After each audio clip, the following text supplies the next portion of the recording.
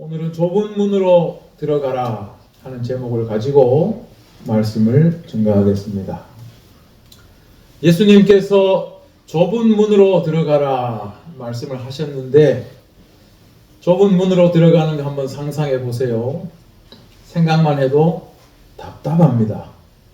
제가 예전에 있던 교회에는 사택 출입자들을 위한 미니 엘리베이터가 있었습니다.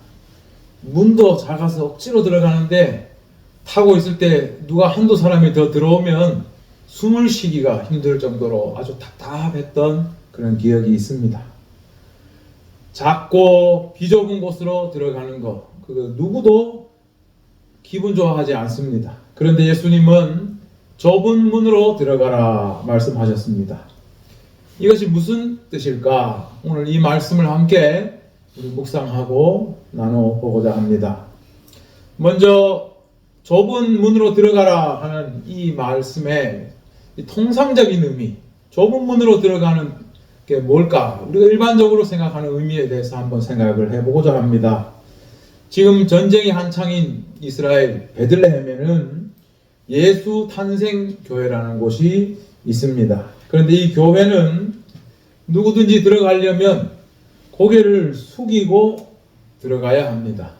원래 이 교회는 문이 되게 컸는데 말을 타고 이 교회 안에 막 들어오던 그 침략자들, 그들 때문에 이 문을 3번을 고쳤다고 합니다. 그래서 문을 1m 20cm 높이로, 그리고 폭도 한 사람 겨우 들어갈 만큼 그렇게 만들어서 지금은 이 교회를 들어가려면 누구든지 고개를 숙이고 이 교회당 안에 들어갈 수가 있다고 합니다. 뭐 왕이든 권세자든 누구든지 간에 이 교회에 들어가려면 고개를 숙일 수밖에 없는 겁니다. 그래서 지금은 이 문을 겸손의 문이다 그렇게 칭한다고 합니다. 어떻게 보면 예수님이 말씀하신 좁은 문으로 들어가라 하는 말씀을 정말로 실제로 좀 지키게 하는 그런 문이라고 말할 수 있겠습니다. 그럼 좁은 문으로 들어가라는 예수님 이 뜻이 이렇게 작은 문으로 들어가면서 고개를 숙이고 겸손을 배우라는 뜻인가, 이렇게 한번 생각해 볼 수 있습니다. 두 번째 예를 들어보면요, 지금 대학 입시가 이제 마무리 단계에 와 있는데 사람들이 모두 선망하는 스카이 대학, 인류 대학이 있죠. 이런 대학에 유명 학과에 합격하게 되면 사람들이 이야기합니다. 좁은 문을 통과했다 그렇게 이야기하죠. 또 어려운 대기업에 취업하거나 뭐 아니면은 우리가 뭐 주택 청약 이런 거에서 그 많은 사람들 중에 당첨이 되거나 그러면 사람들이 이야기합니다. 좁은 문을 통과했다.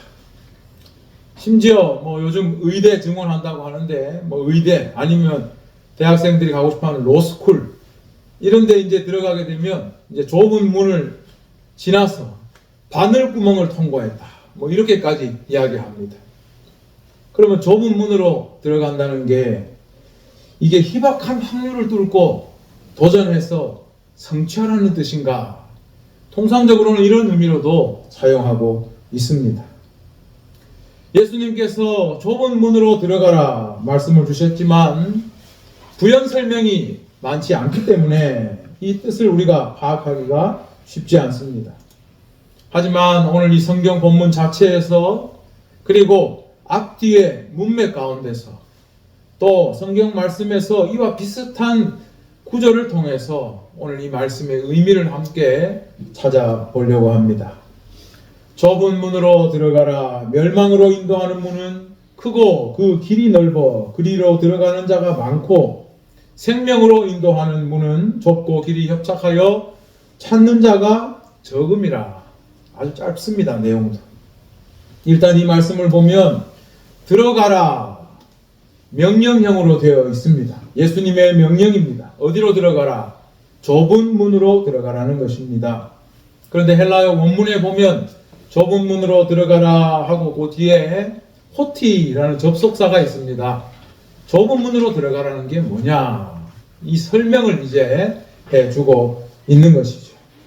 그 설명을 보면 멸망으로 인도하는 문, 파괴와 소멸로 데리고 들어가는, 그건 바로 큰 문과 넓은 길이라는 것입니다. 그런데 이걸 통해서 들어가는 사람들이 많다, 그렇게 예수님이 말씀하신 겁니다. 그러니까 너희들은 좁은 문으로 들어가라는 겁니다. 그럼 좁은 문은 어떤 문이냐? 14절에 보면은 헬라어 원문에는 거기도 호티라고 또 접속사가 나옵니다. 그리고 좁은 문에 대해서 설명을 합니다. 생명으로 너희를 데리고 가는 거는 작은 문의 좁은 길이다. 그래서 찾는 사람이 많지가 않다라고 예수님이 말씀했습니다. 자, 그런데 큰 문이면 문이고 좁은 문이면 문인데, 큰 문에 넓은 길, 좁은 문에 아주 협착한 길, 이렇게 길을 말씀하셨습니다. 약간의 상상력이 필요합니다. 실제로 이 헬라 원문상 보면 좁은 문으로 들어가라 할 때 이 명령법, 들어가라라는 이 단어가 에이셀 사테라는 말인데, 이 말은요, 여기에 어떤 문법적인 특징이 있습니다. 우리가 어떤 동사에는 시제가 있습니다. 과거 시제, 현재 시제, 그리고 완료 이런 것들이 있는데, 헬라어에만 있는 특수한 시제가 있어요. 그 시제는 다른 데는 없어요. 그런데 이 말씀에 그 시제가 쓰였습니다. 단회적인 행동, 아니면 어떤 역사적인 한 사건을 말할 때 이 시제를 사용을 하는 겁니다. 그러니까 문을 한 번 열고 들어가는 거예요.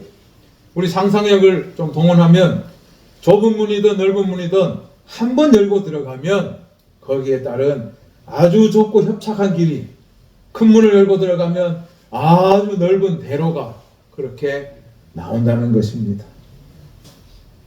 그러니까 문을 한 번 열고 들어가서 그 앞에 길이 좁든 넓든 쫙 펼쳐지게 되는 것입니다. 그럼 좁은 문을 열고 들어갔을 때 그 좁은 길은 어떤 건가? 겨우 걸어갈 만한 그런 길이에요. 시골에 보면은, 제가 어릴 때 생각해 보면 논뚝길이 이런 길이었습니다. 논을 이제 집집마다 넓게 해야 되니까 논과 논 사이에 경계에 논뚝이 있습니다. 논뚝길. 근데 요거는 아주 좁아요.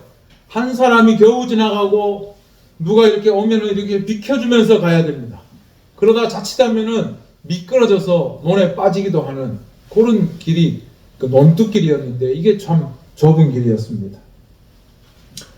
그런데 예수님의 말씀을 그래서 정리해보면 좁은 문, 좁은 길, 큰 문, 넓은 길을 대조해서 말씀을 하셨고, 좁은 문, 좁은 길은 생명으로 이끌고 가는 것이고, 큰 문과 넓은 길은 멸망으로 이끌어 간다라고 말씀했습니다.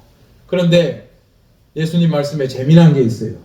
좁은 문, 좁은 길은 이게 생명으로 인도하는데 좁으니까 사람들이 안 간다는 겁니다.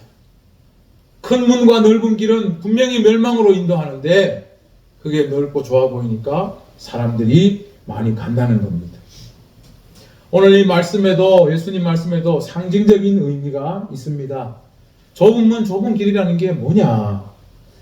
우리는 앞에서 지금도 우리가 산상수훈을 읽고 있는데, 앞에 산상수훈 첫 부분에 보면 팔복이 나옵니다. 여러분 다 지금까지 읽어왔습니다. 거기에는 좁은 문, 좁은 길의 의미를 생각해 볼 만한 말씀들이 나옵니다. 예수님 말씀하시기를 심령이 가난한 자가 복이 있다고 했습니다. 부자가 아니라 가난한 자가 복이 있다고 했습니다. 또 즐거워서 막 웃는 사람이 아니라 애통하는 사람이 복이 있다고 했습니다.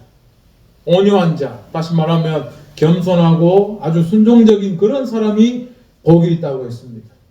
배부른 자가 아니라 배고픈 사람이 복이 있다고 했습니다. 그런데 예수님이 복이 있다고 한 사람을 한번 생각해 보세요. 누구도 원하지 않는 상태입니다. 누가 가난과 배고픔과 슬픔을 원합니까? 사람들이 원하는 건 그게 아니라 부해지고 또 행복하고 또 온유하고 순종적인 것보다는 남을 지배하는 걸 원하고 줄인 것보다는 내 배부른 걸 원하죠. 하지만 예수님은 사람들이 원하지 않는 가난, 애통, 온유, 배고픔 이런 자들에게 복이 있다고 했습니다. 오늘 본문에 예수님께서 좁은 문, 좁은 길을 말씀하신 것도 마찬가지입니다. 문이 좁고 길이 협착해서 사람들이 찾지 않지만 그러나 그것이 생명으로 인도하는 길이다라고 말씀했습니다. 다른 말로 하면 거기에 복이 있다. 그렇게 말씀하신 겁니다. 반대로 누가복음 6장에는 산상순과 같은 평지 설교가 나오는데 여기에는 예수님의 축복 선언뿐만 아니라 저주 선언도 나온다고 했습니다. 부요한 자, 배부른 자, 지금 웃는 자는 화가 있을 것이라 그랬습니다. 그리고 사람들이 너희를 칭찬하면 화가 있을 것이라 말씀하셨습니다. 가만 보면 예수님께서 저주를 선언한 이 모습은 전부 사람들이 원하는 겁니다.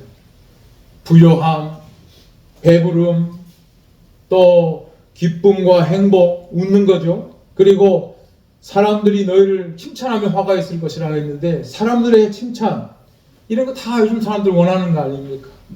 유튜브를 보면은 전부 다 뭐라고 이야기합니까? 구독과 좋아요 눌러주세요. 전부 칭찬. 따봉을 주세요. 막 이런 말들 막 하죠, 사람들. 다 사람들이 원하는 겁니다. 어느 시대를 막론하고 사람들은 부요함, 배부름, 행복, 칭찬 이걸 원합니다. 그런데 예수님은 이런 사람들에게 화가 있을 것이라고 했습니다.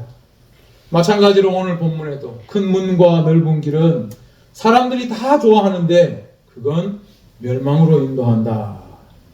그렇게 말씀했습니다. 그러고 보면 이제 말씀이 조금 분명해집니다.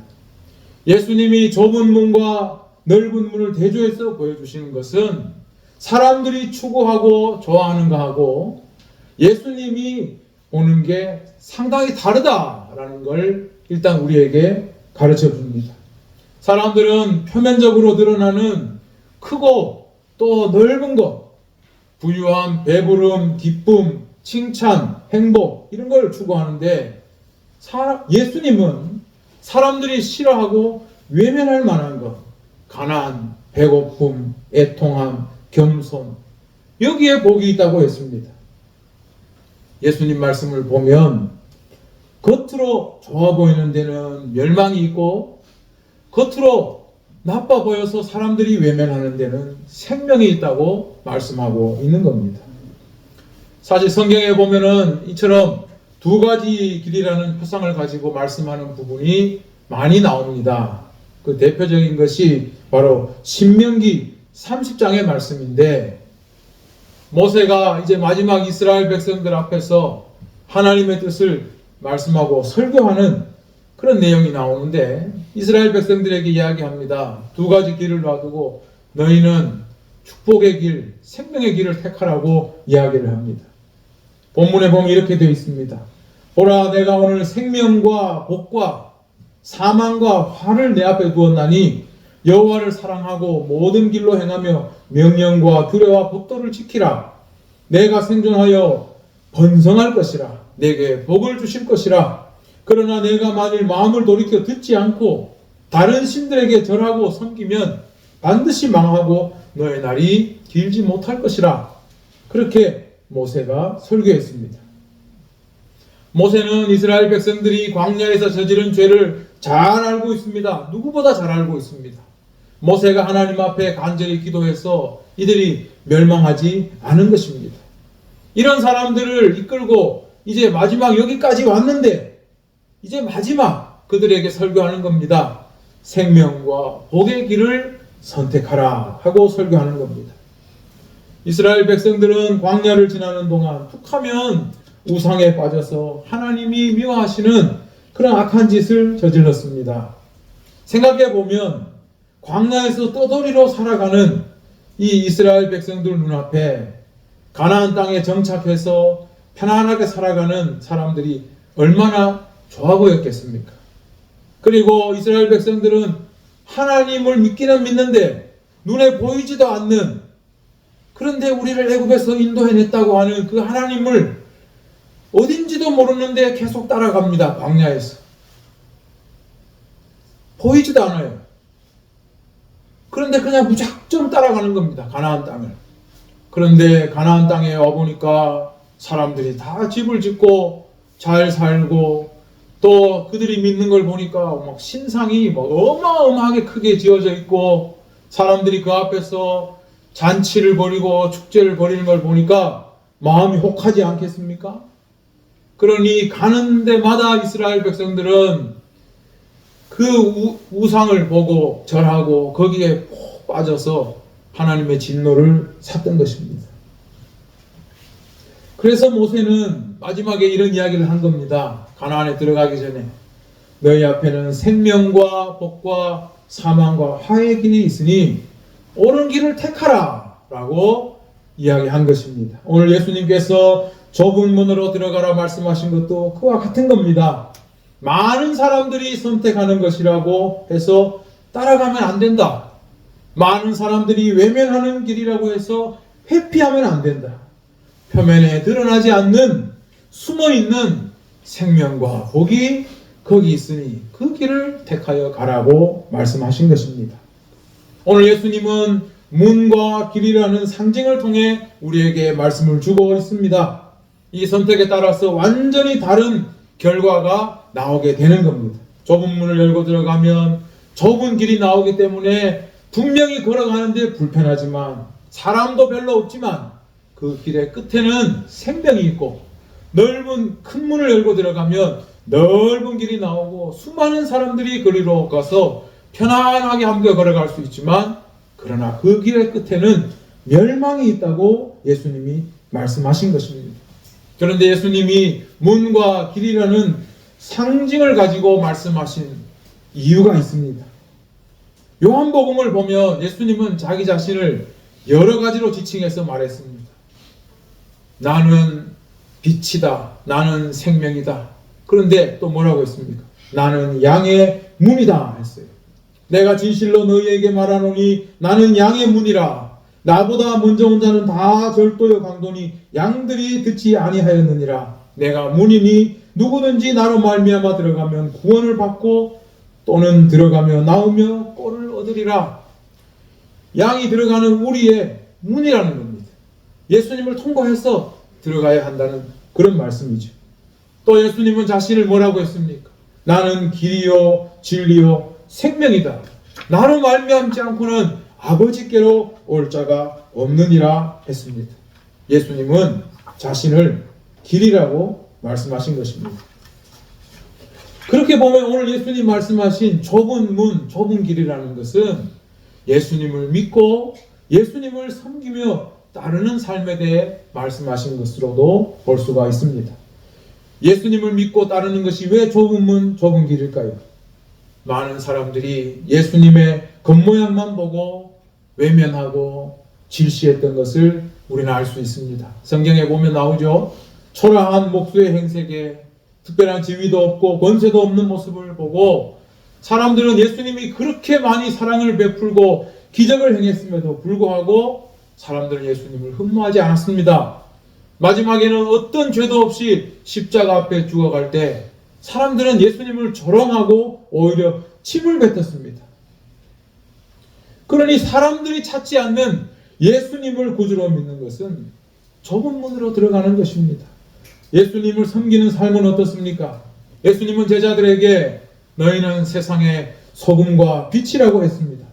너희의 의가 서기관과 바리새인보다 낫지 못하면 결코 천국에 들어가지 못하리라 했습니다. 사람들은 적당히 그렇게 살아갑니다.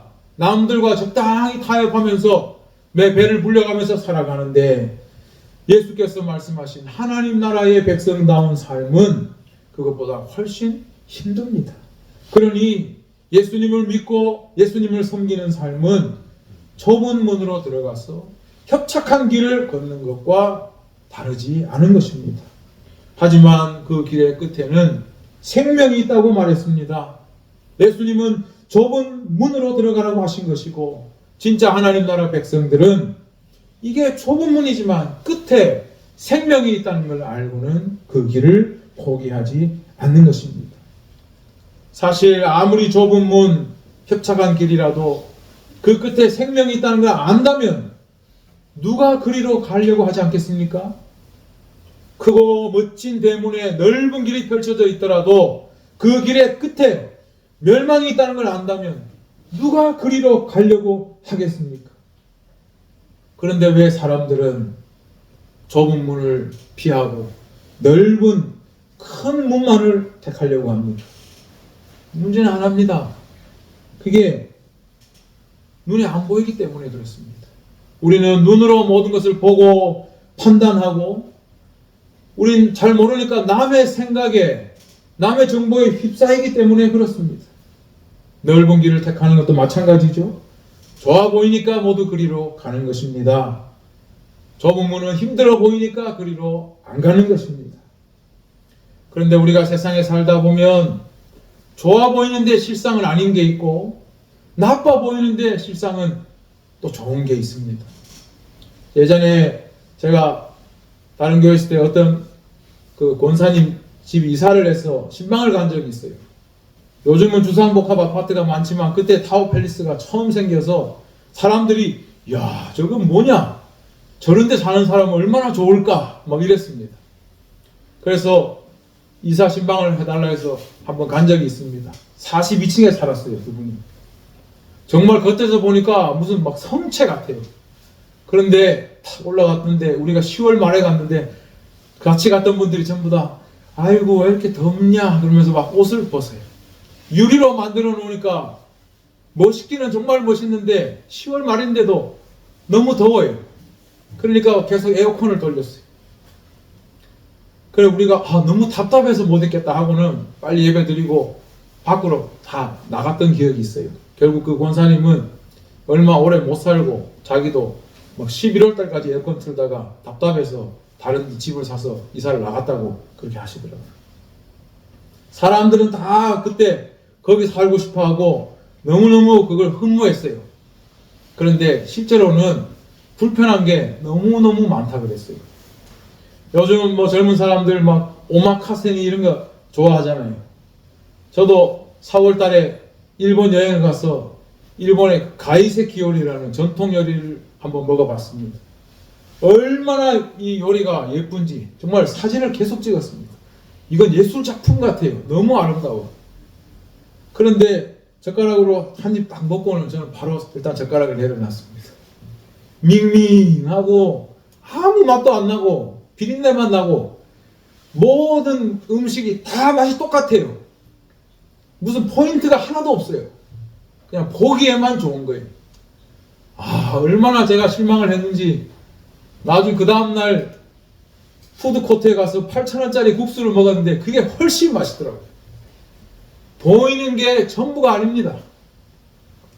시골에 가면 아까 논뚝길을 이야기했는데 시골에는 논뚝길, 밭뚝길도 있지만 제가 어릴 때 신장로가 있었습니다. 아주 시골에 길이 안 뚫렸는데 그때 새마을 운동하면서 신장로를 깔아줬습니다. 논뚝길, 밭뚝길에는 이렇게 까불면은 잘못하면 고무신이 미끄러져서 논에 빠질 때가 굉장히 많았습니다. 쭉 미끄러져 들어가면 논에 들어가는 겁니다. 그럼 에이 하고 발 털고 나오고 그랬던 기억이 있습니다. 하지만 여긴 다치진 않아요. 그런데 신장로에는 길이 참 좋은데 경운기 자동차들이 막 다니기 때문에 아이들이 큰 사고가 나는 경우가 많이 있었습니다. 그래서 어릴 때 밖에 나가면 큰 길가에 간다 하면 조심해라 하는 그런 이야기를 많이 들었습니다. 우리가 생각할 때 크고 넓으면 화려하면 다 좋을 거라고 생각하고 작은 거, 좁은 거 이건 다 나쁠 거라고 생각합니다. 일반적으로 그렇습니다. 그러나 실제로는 그렇지 않은 것이 얼마나 많은지 모릅니다. 사람들은 일단 좋아 보이고 많은 사람이 택하면 그게 뭔지도 모르고 그냥 일단 쫓아갑니다. 그러다가 후회를 할 때가 많습니다. 사실 이런 후회는 해도 괜찮습니다. 레슨비다 생각하고 지불했다 생각하면 그만입니다. 그런데 인생은 다릅니다. 우리는 영화처럼 여러 인생을 살 수가 없습니다. 모든 인생의 끝에는 또 결산이 다릅니다. 예수님은 눈에 보기에 크고 넓은 길, 많은 사람들이 가는 길을 가지 말고 좁고 협착해도 생명의 길을 가라고 하신 것입니다. 사람들이 외면했던 그 예수님이 바로 생명의 문이고, 사람들이 조롱하는 그 예수님을 섬기는 그 길이 바로 생명의 길입니다. 그렇다면 우리가 눈에 보이는 이 표면적인 것을 뛰어넘어서 그 안에 생명이 있는지, 그 안에 멸망이 있는지 그걸 알 수 있는 방법은 없을까요? 좁은 문, 좁은 길 끝에 생명이 있다는 것을 어떻게 하면 알 수 있겠습니까? 방법이 두 가지 있습니다. 첫 번째, 하나님 말씀을 신뢰하는 겁니다. 하나님이 거기에 생명의 길 끝에, 좁은 길 끝에 생명이 있다고 하는 그 말씀을 우리가 일단은 신뢰하는 것. 그게 한 가지 방법입니다. 두 번째는 뭐냐? 하나님을 체험하는 겁니다. 하나님의 성령의 지혜로, 성령의 충만함으로 우리가 그것을 체험하는 것이 또 하나의 방법입니다. 그 외에는 방법이 없습니다. 눈에 보이는 현상 너머의 일을 우리가 무엇으로 알 수 있겠습니까? 하나님의 말씀을 우리가 신뢰하거나 성령의 지혜 주심을 따라서 가는 것 외에 우리가 표면 위에, 표면 너머에 있는 의미를 어떻게 알 수가 있겠습니까? 세상 사람들은 이것을 모르기 때문에 모두 정보와 확률을 따라서 움직입니다. 남들이 가면 좋은 건 줄 알고 따라가고, 남들이 좋다고 하면 그걸 따라갑니다. 입시 문제만 해도 어떻습니까? 뭐 로스쿨 간다 하면 전부 로스쿨 가겠다고 하고, 의대 간다 하면 전부 의대 가겠다고 하고, 학교 선생님이 서희초등학교 교사 문제가 생기니까 전부 이제는 교대 안 가겠다고 하고, 교대가 전부 미달이에요. 우리나라가 심각합니다. 남 하는 것만 보고 다 따라 살아요. 취업은 어떻습니까? 그 젊은이들이, 수많은 젊은이들이 전부 공무원 하겠다고. 그런데 공무원 월급이 200만 원이 안 된다니까 이제 또 전부 안 하겠대요, 공무원. 한동안은 공기업이 좋다 하니까 다 공기업 가겠대요. 재테크 문제는 어떻습니까? 부동산 한다니까 다 막 돈을 빌려가지고 부동산에 막 투기를 합니다. 돈을 빌려서 코인을 하고 주식을 합니다. 그것뿐이 아닙니다. 패션도 어떻습니까? 남들이 그거 입으면 다 똑같은 걸 입어요. 남들이 누가 비싼 거 입었다 하면 나도 다 그거 입어요. 외모는 어떻습니까? 텔레비 틀면 똑같은 사람이 다 나와요. 다 똑같이 생겼습니다. 성형을 해서 전부 똑같은 겁니다. 생활 방식은 어떻습니까? 누가 배달 음식 잘 사 먹고 나도 배달 음식 시켜 먹고, 누가 여행 가더라 나도 1년에 몇 번은 무조건 여행 가겠다. 누가 혼자 살더라 나도 이제 혼자 살겠다. 남들이 하는 것을 따라하며 살아갑니다. 심지어 연애, 결혼, 출산도 내가 좋으면 사랑하는 사람 만나면 하는 거고, 아기를 낳고 싶으면 낳는 건데 남이 안 하니까 나도 안 하고, 남이 아기를 안 낳으니까 나도 안 낳고, 직장도 자기가 좋아하는 일을 하면 되는데 어느 정도의 직장을 다녀야 남보기가 괜찮을까, 이걸 생각하고 있습니다. SNS가 퍼져 있다 보니까 다양한 의견들은 전부 사라지고 남들이 하는 걸 보고 따라하고, 그렇게 못하면 패배의식을 느끼고 우울감에 사로잡혀 사는 그런 사람들이 젊은이들 뿐이 아닙니다. 중년, 장년까지 다를 바가 없습니다. 누가 만들어 놓은지도 모르는 허상의 기준을 우리는 보고 살아가고 있는 겁니다. 그래서 행복하지 않고 우울감에 빠져서 실상은 있지도 않은 기준을 바라보고 모두 허덕허덕거리며 살아가고 있습니다. 우리는 이런 시대에 살면서 좁은 문으로 들어가는 주님의 말씀을 다시 생각해 보아야 합니다. 우리는 하나님 말씀과 성령을 따라서 살아가야 됩니다. 남들이 가는 길이 아니라 하나님의 말씀을 따라서 표면 너머에 있는 걸 바라보고 살아야 하는 사람들입니다. 하나님의 말씀대로 좁은 문 좁은 길로 가지만 거기에 생명과 축복이 있어서 날마다 그것을 채우고, 또한 마지막 끝에 이 소망을 확인하는 놀라운 은혜가 여러분 가운데 있기를 주의 이름으로 축원합니다.